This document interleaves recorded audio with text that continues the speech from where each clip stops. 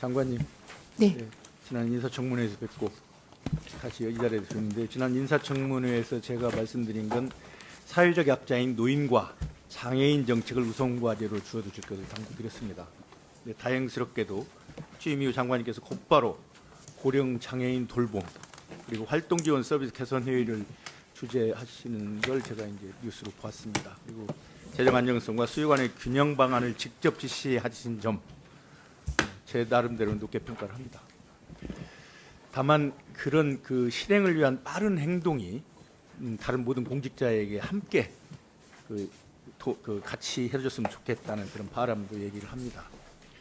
초고령 사회 대응을 위한 부서 간 협업을 강화하고 현장 의견 청취를 위해 노인, 장애인 단체의 간담회를 잇따라 열어서 정책 방향을 점검하신 것도 저는 좀 높게 평가를 하고 있습니다. 다만 걱정스러운 것은 현장은 여전히 변화의 속도를 체감하지 못하고 있다는 그런 생각이 듭니다.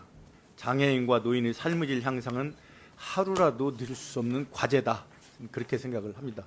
동의하시죠? 그런 점에는. 네. 네. 그래서 제가 오늘 그 좀 몇 가지 준비해온 질의가 노인 요양시설 확충 사업 관리 강화하는 것과 장기 요원 지원센터 설치 확대 필요하다는 것, 그때도 말씀을 드린 겁니다. 네. 그리고 장애인 의료비 누적 미지급금 해결 대책과 정률제 개편을 한번 검토를 더 해줬으면 좋겠다는 그런 내용도 제가 좀 준비를 해봤고요. 노후 준비 서비스 사업의 일반 회계 전환이 필요하다는 것도 나름대로 좀 정리를 했습니다. 그리고 노인 일자리 보수 단가, 사업 기간 및 안전사고 대책 관련 개선 방안을 좀 빨리 준비해야 한다. 네, 발달장애인 전문 의료 지원 개선 및 지역 간 의료 불균형 해소도 필요하다. 네.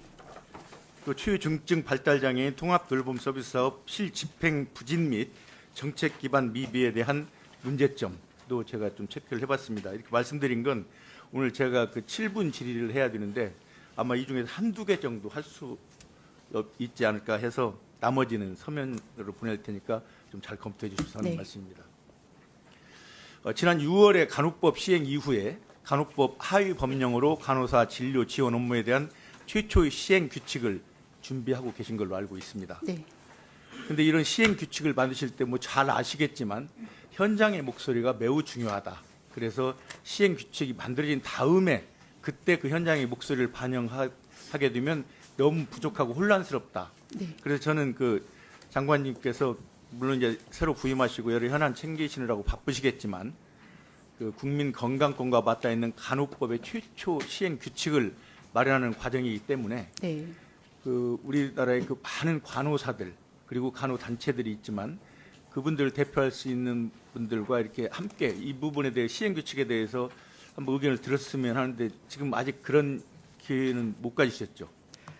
제가 직접 기회를 갖지는 못했고요. 저희 담당 부서에서 여러 번 간담회를 하고 의견 조율을 하고 있는 상황입니다. 물론 다른 모든 문제가 그런 식으로 진행이 됩니다만 네. 이번에 특별히 좀 그 제가 당부하고 싶은 것은 이번 간호사법 제정하고 처음 이제 시행되는 거기 때문에 네. 저는 장관님께서도 직접 들어보셨으면 좋겠다. 네. 그런 기회를 짧게라도 가졌으면 좋겠다 생각 드는데 그렇게 해주시겠습니까? 네, 지금 간호사법에 따른 시행규칙 제정이 현안이기 때문에요.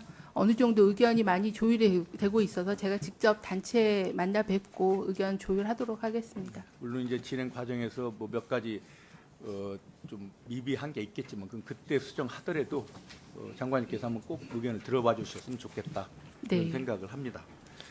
그리고 그 아까 이제 말씀을 드렸지만 그 노인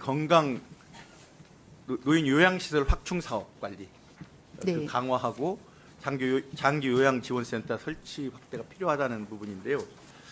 지난 2024년 노인 요양시설 기능 보강 예산이 177억 1,200만 원이 교부되었는데 집행액은 106억 2,500만 원, 집행률은 57.2%. 필요한 사업인데도 집행이 안 되고 있습니다.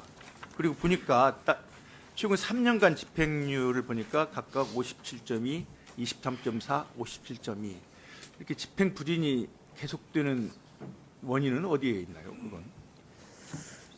그건? 아마 이제 그 실집행률은 조금 낮지만 기간이 좀 지나면서 집행률이 좀 올라갈 거라고 보고 있는데요.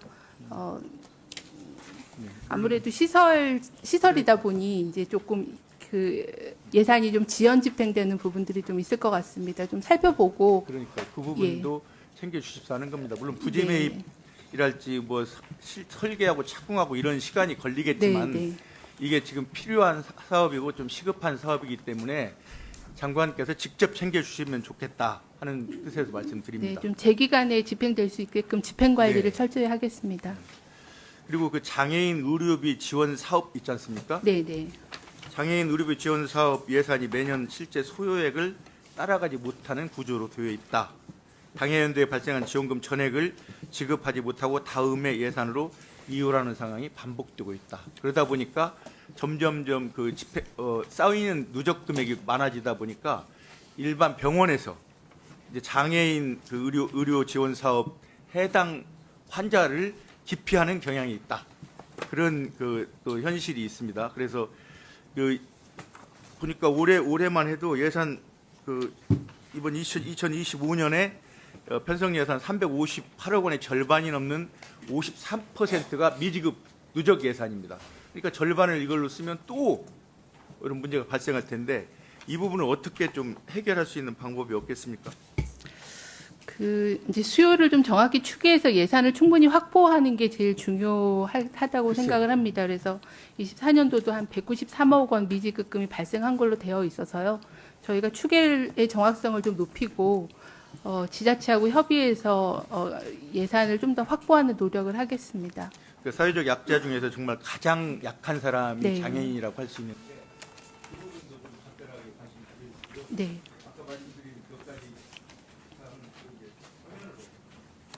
네, 서면으로 답변 드리겠습니다.